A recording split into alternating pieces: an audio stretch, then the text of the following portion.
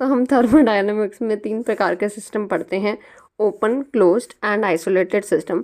तो open system में क्या होता है कि मान लीजिए हमने एक बीकर लिया एंड हमने उसे फ्लेम के ऊपर चला दिया, ठीक है, एंड ये बीकर में पानी है जो बॉयल हो रहा है, ठीक है।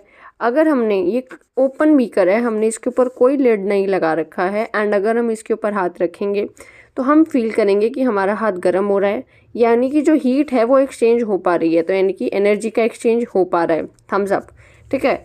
बट जब हम थोड़ी देर तक रखेंगे अपना हाथ ऊपर तो हम ये भी समझेंगे कि हमारे हाथ के ऊपर कुछ वाटर ड्रॉपलेट्स भी कंडेंस हो रही हैं, यानी कि वाटर मैटर भी एक्सचेंज हो पा रहा है।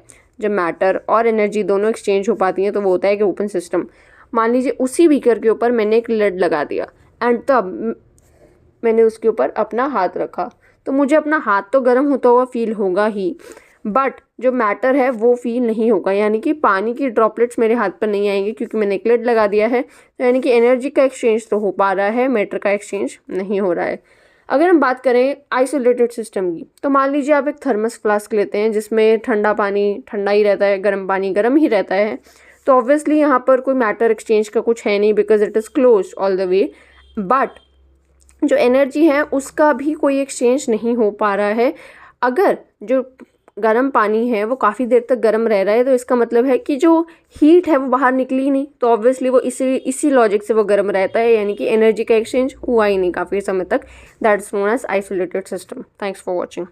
अगर आपको कोई भी डाउट हो तो कमेंट्स में पूछ लेना।